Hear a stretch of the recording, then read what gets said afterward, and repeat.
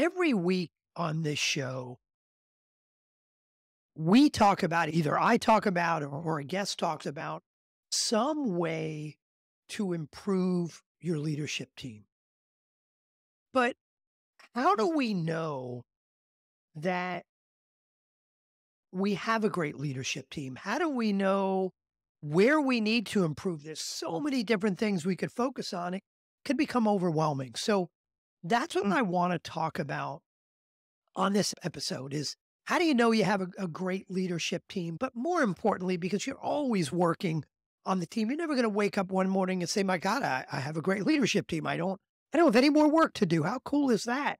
That's never going to happen. You're always going to find ways to improve. So I want to talk a little bit about how you know you have a great leadership team, but more importantly, how do you know where to focus in our nonstop journey to keep improving the team? So let me start quickly with something I've covered on a previous podcast. So I'm going to do it quickly. And if you want to understand more, go back to that other podcast. But honestly, the way you know you have a great leadership team is if you have a great company. That's what we're striving for anyway. So I believe there are three characteristics of a great company. Again, I'm going to go through this quickly. I have a whole podcast episode not too long ago, look it up, called The Three Characteristics of a Great Company. But the first characteristic is top and bottom line growth. If you are not consistently and significantly growing the company from a dollar standpoint, both top line and bottom line, then you've got work to do. I believe as the leadership team goes, so goes the rest of the company. So if you don't have that consistent and significant sustainable growth, you've got some work to do. That's number one. Number two, and you need all of these to have a great company. Number two is that you have created a growing, fulfilling environment within your company. If you're growing consistently, but you and everybody else wake up every morning and you're miserable going into work, then I don't think you have a great company. And third is you need to be adding significant value to the world. And when I say world, it doesn't mean you are feeding the poor or you are solving, climate issues. If you are, that's wonderful. But when I say adding value to the world, I mean, are you having significant impact on whoever is important to you? It may be your clients, your vendors, your shareholders, your employees, certainly. So those three characteristics, and if you have any 2 out of 3, I don't believe you have a great company. At least you don't have a sustainably great company. Number one, top and bottom line growth. Number two, growing, fulfilling environment. Number three, you're adding real value to the world. So let's start there. If you're doing those, if you've got those three things consistently, then that's a pretty good clue that you're doing a lot right. You're doing a lot more right than wrong on your leadership team. But I want to spend most of our time this episode diving deeper, because if you don't have those three things consistently, then you need to understand where to start. If you say, Mike, as the leadership team goes, so goes the rest of the company, what problems do I solve first on my leadership team? And even if you're at the point where you're saying, man, I'm getting 50% top and bottom line growth every year, I love coming into work every day. So does the rest of our team. And man, we're adding crazy value to the world. If you don't continue to work on the leadership team at some point, that's going to end. So either way, let's talk about how you prioritize where to start in working on your leadership team. And to do that, I want to use an assessment. I'm literally going to take you through question by question, a 30-question assessment. And before you sign off right now and say, oh my God, I don't want to listen to 30 questions, trust me, it's going to add a ton of value just hearing those questions. And even if you're not sitting somewhere where you could literally, type on your keyboard or get a pen and pencil and answer the questions. If you're in a car, if you're taking a walk, if you're having a run, I promise you, just listening through these questions, there are certain uh, certain questions that are going to spark an idea for you and say, that's where I need to improve. And the idea of me taking you through these 30 questions, which, by the way, are not really 30 questions, they're 30 best practices of a great leadership team, what I call in my book a breakthrough leadership team. They're 30 best practices, and for each one, the assessment is, do you strongly agree that that's a best practice you are living every day? Do you agree? Are you kind of neutral? I'm not sure. Sometimes we do, sometimes we don't. Do you disagree, or do you strongly disagree? Now, as I take you through these questions, and I apologize, you're going to hear some crinkling of paper because I literally have these questions in front of me. So you may hear some crinkling of paper as I go through them. But as I'm going through the questions, and I'll share this again at the end, my coaching for you is not only should you answer these questions, but you and the rest of your team should answer the questions. So if you are a business owner, CEO, you and your leadership team should be answering the questions. If you are someone on a team or on the leadership team or any team, it should be you and your peers answering these questions, and whoever you're reporting into. Because if you answer the questions, you know what you think, which is important. But if your team does it, you understand as a team where you're strong, where you're weak, where you need to work. And you also understand where there's alignment or misalignment on the team. So I believe there are 6 pillars of building a great leadership team, a breakthrough leadership team. And there are 5 questions per pillar. So I'm just going to start, and go through it. So the first pillar is all about mastering self-leadership. So these 5 questions, these 5 best practices, all have to do with self-leadership. But again, for each one, answer whether you strongly agree, you're kind of neutral, you agree sometimes, you disagree other times, you disagree, or you strongly disagree with the statement, given the level you are living this best practice yourself and with your team. And here in self-leadership, it's about you. It's not about the team. So the first question is, the first best practice statement, I should say, is, I am continuously learning and improving. No matter who you are on the team, if you are not learning and improving every day, you will become, or you may already be, a weak link on that team. And if you are the leader of the team's only going to scale as fast as you are. So if you're not learning and growing every day, you're holding your team back from doing that. So first question, I am continuously learning and improving. Do you strongly disagree, agree, neutral, disagree, or strongly disagree? Let's keep going. And I'm not going to list those 5 out for you every time. I'm just going to say the statement, and know your answer is going to be anything. Strongly agree, neutral, disagree, strongly disagree. Next statement. I understand and leverage my strengths every day. Leveraging your strengths means you're doing what you're best at a good part of every day. It also means you're going to continue to love what you do. So second question, I understand and leverage my strengths every day. Third question, under self-leadership, I am aware of my emotional state and have the ability to effectively manage it. There is an episode on emotional intelligence, which is not too far from now. I did that interview as I'm recording this not too long ago. And we have a whole episode on emotional intelligence. So you may want to listen to that if this is an issue for you. But again, third question, I am aware of my emotional state and have the ability to effectively manage it. Fourth question, I focus on those things I can control and accept those things I can't. I focus on those things I can control and accept those things I can't. I have leaders that answer this and say to me, well, what's the right answer? And there's no right answer to these things.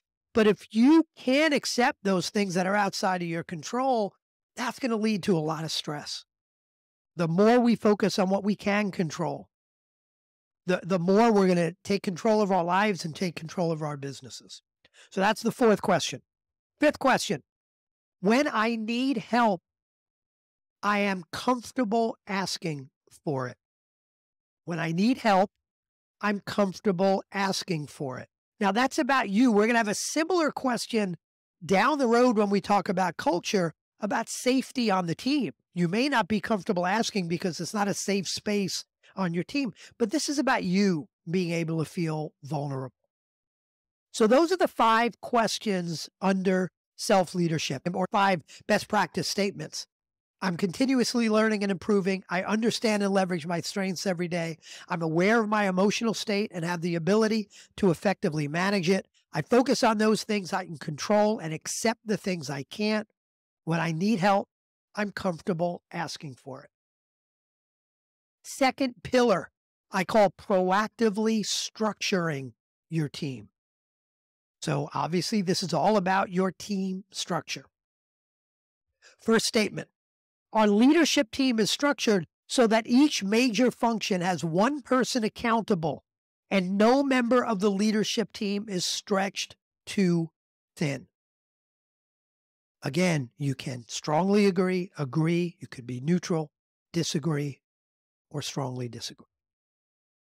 Second question, our leadership team has a 12-quarter forecast for the business that drives proactive decisions regarding additions and changes to the leadership team structure. So in that first question, you're understanding the structure today. Do we know each function? Do we know who's accountable? And in my definition, accountability is always one and only one person.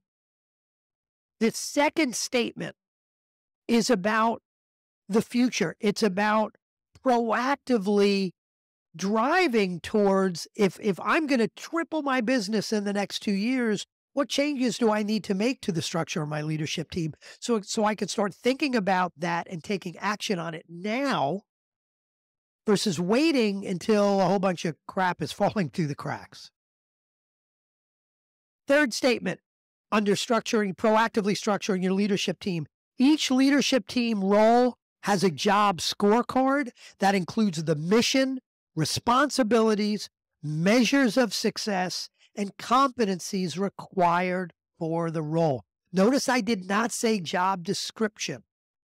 I said job scorecard. Now, regardless of what you call it, in my mind, a job scorecard is a job description on steroids. And the piece that's constantly missing from job descriptions are those measures of success. It's not enough to say I'm accountable for marketing. I need to know how I'm going to measure success. Is it because I've created a beautiful website or the logo looks great? Or are you looking for 10 marketing qualified leads per week? Fourth statement, under proactively structuring your leadership team. Each member of the leadership team is part of a mastermind group of peers that help challenge them and act as a sounding board. There are a whole lot of CEO peer advisory groups out there like, YPO, Vistage, Tech Canada, Entrepreneurs Organization, McKay Executive Forum, Women's Presidents Organization, but you can also do something informally. Do you have that group of peers that can kick you in the butt when you need it, pat you on the back when you need it? And is there an opportunity for everybody on the leadership team to have a group like that? Fifth statement, we have a professional services A-team consisting of exceptional attorneys, accountants, coaches, bankers, and other critical external services. So it's not just about your internal team, it's about the support you have. So those are the 5 statements under Pillar 2. And again, for each one, everything from strongly agree all the way down to strongly disagree. The third pillar of building a great leadership team, a breakthrough leadership team, is finding the right people. Again, 5 statements here. First one, we proactively build a virtual bench of potential A players for the leadership team and the leadership team's direct reports. I'm going to say that again. We proactively build a virtual bench of potential A players for the leadership team and the leadership team's direct reports. Don't wait until you have the need to post a job on LinkedIn. That's the worst way to find a job. The idea is to dig the well before you're thirsty. Build a virtual bench of superstars so they're there when you need them. Second statement, we have an effective process to develop strong leaders to fill new leadership team needs from within the organization. So the first statement was all about going outside, building that virtual bench. The second is, are we building that bench internally through an effective process to develop strong leaders? Third statement, and again, you may be picking out one or two of these. You may be thinking, oh my God, I need help with all of these. The idea of me taking you through each one for this episode is not so it could overwhelm you and you go back and say, oh my God, I've got 28 things I've got to work on. The idea is for you, and ideally working with your team, to say, of all those things, what are the one or two that are most important? So I hope this is not overwhelming you. It's helping you make some decisions as to what's most important. Third statement, under finding the right people. We have an effective employee referral program that generates at least 1/3 of our candidates for leadership positions and their direct reports. If you have a great culture, if you have a great team, you want to find most of your people through great people you have knowing under other great people. And the best way to incent that is through a great employee referral program. By the way, where you're paying big bucks. Think about what you pay a recruiter. Why wouldn't you pay your people big bucks to refer great folks? Fourth statement, we have a thorough screening, interviewing, and evaluation process that ensures 90% of leadership team hires are A players. Now, I recommend there's a great book called Who the A Method for Hiring, great methodology called Top Grading, but pick a great methodology. Just have a thorough screening, interviewing, and evaluation process. Don't wing it. Fifth statement, under this third pillar of finding the right people, is every leadership team member has a strong number two who has the potential to be their successor. Let's go to the fourth pillar, which is building a resilient culture. First statement, our leadership team has developed, communicated, and lives by a set of core values that anchors our culture and is non-negotiable. Core values. And when I talk about core values, is not a beautiful poster on the wall. It's not something you put on your website because your vendors and your prospective clients are going to think it looks great.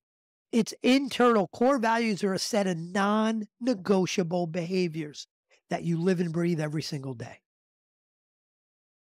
Second statement, under building a resilient culture, each member of the leadership team rallies behind an inspiring core purpose that answers the question, why does our company exist? Not what you do, but why you do it. With a big enough why, people will do anything that needs to get done. The how doesn't matter if you've got a big enough why. Third statement, each leadership team member is a true believer and evangelist for our company's long-term, 10 years or more, and midterm, which is 3-year vision. Each leadership team is a true believer and evangelist for our company's long-term and midterm vision. They don't only need to understand it, they need to be an evangelist of it. If they're not an evangelist of it, they may be a great person, but they may not be the right fit for your team. Fourth statement, under building a resilient culture, our leadership team is a safe place for us to be honest and vulnerable, to freely admit mistakes, to ask for help, and to ask for forgiveness. If you don't have a safe place on your leadership team, you are not having the discussions and the debates that you need to have, and you're not maximizing that team, you're hurting the team. So we need to create that safe space. And again, as a reminder for each one of the questions, do you strongly agree? Agree. Are you neutral? Go back and forth. Do you disagree or do you strongly disagree? Fifth statement, under building a resilient culture, members of the leadership team consistently hold themselves and others on the team accountable for their commitments. that typically starts at the top. If the CEO, if the leader of the team is not holding themselves and others accountable, accountability dies. And if accountability dies, man, you're going to be having, quarterly planning sessions, annual planning sessions. No one's going to give a rip because they know you're not going to follow through on that stuff. It kills the team, it kills the company. Next pillar, fifth out of sixth, is executing with discipline. First statement, our leadership team is aligned around no more than 5 priorities for the year and the quarter. In fact, with my leadership teams, I like it to be 2, 3, or 4. 5 is kind of pushing the limit. And when I talk to leaders and I say, what are your priorities for the year? More often than not, they'll list out 12 things for me. Well, if everything's a priority, nothing's a priority. So this first statement, our leadership team is aligned around no more than 5 priorities for the year and the quarter. Second statement, there's clear accountability, one owner and a clear measure of success. That's what I mean by clear accountability. There's clear accountability for each annual and quarterly priority. There may be multiple people responsible, but is there one person accountable with a clear measure of success? That's the second statement. Third, we measure and hold each leader accountable to 2 to 3 leading and lagging key performance indicators. Leading let me start with lagging. A lagging key performance indicator is the measure of a result. Anything on your P&L, revenue, net income, gross margin, those are all lagging measures. A leading measure is the measure of an activity that drives a result. And while your annual and quarterly priorities are things you work on to improve the business, that's like working on the business. The idea of 2 to 3 leading and lagging key performance indicators, that's working in the business. So that's like making sure your VP of sales is responsible for bringing in a certain amount of new revenue every week, every month, every quarter. Fourth statement under executing with discipline, our planning and communication rhythm allows us to effectively plan and adjust throughout the year and quarter to take advantage of opportunities and attack major challenge. What I call a planning and communication, you may call a meeting rhythm or a meeting pulse. It's, annual planning, quarterly planning, monthly check-in and education, weekly accountability meetings, daily huddles. Do you have that rhythm that allows you to plan, adjust, communicate effectively? And then fifth statement under executing with discipline, our planning and communication rhythm drives effective communication across the leadership team and cascades down from and up to the leadership team. Let me say that again. Our planning and communication rhythm drives effective communication across the leadership team and cascades down from and up to the leadership team. So whereas the previous statement was about planning and adjusting, this is about communication effectively going up and down from and to the leadership team. So those are the 5 statements under executing with discipline. We're rounding the home stretch. Now let's talk about the 5 statements under continuously developing and improving the team. This is my favorite pillar because it's the one I'm writing my next book on, writing as I speak. So developing and improving the team. This is all about assessing talent, coaching talent, developing talent, and making the tough decisions to cut the cord on talent that doesn't fit. So let's talk about the 5 statements here. First, as a leadership team, we spend time each quarter learning and growing together. That might be through reading books together, going to conferences, learning new tools, new techniques, etc. Second statement, all leadership team members are held accountable to their own learning and development plans, both professional development plans and personal. So it may be learning some great new leadership skills or learning, about a new tool or technique you need inside your company, a new industry skill that you need. Or it may be personal development like yoga, meditation, exercise, things like that. So All leadership team members are held accountable to their own learning and development plans, personal and professional. Third statement, all leadership team members are held accountable for ensuring their direct reports have learning and development plans, both professional and personal. Fourth, our leadership team assesses the talent of their direct reports quarterly and defines 90-day action steps, which might include coaching, mentoring, challenging them, warning them, for each direct report. So it's not an annual performance review. It's quarterly as a leadership team, assessing talent, discussing and debating talent, coming up with 90-day action plans. And then the fifth and last question is our leadership team holds one another accountable for maximizing their team's talent, as well as making the tough decision to cut the cord where necessary. So those are the 30 statements that become what I call my breakthrough leadership team assessment. Now, again, my coaching to you is if you receive value from that, you will get 5x the value if you get the members of your team to take that assessment as well. Now, you could ask them to listen to this episode of my podcast and do it, and that would be great. They'll get some value. Or if you go to mike-goldman.com, and we'll put this in the show notes. If you go to mike-goldman.com/BLT assessment, you will get a link to take the assessment yourself, so you can actually get a report that shows you the assessment. There's a nice little bar chart and some red, yellow, green, so you know where you have some issues and where you're strong. But in addition to that, you can give that same link to other members of your team, and you could see where you're aligned, misaligned, and how you're doing as a team versus just what you think. So I hope that was helpful. If you want a great team, if you want a great company, I'll get that right. If you want a great company, you need a great leadership team.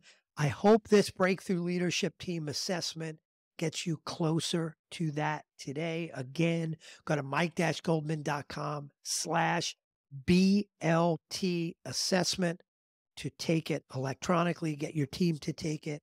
I look forward to talking to you again soon. Bye-bye.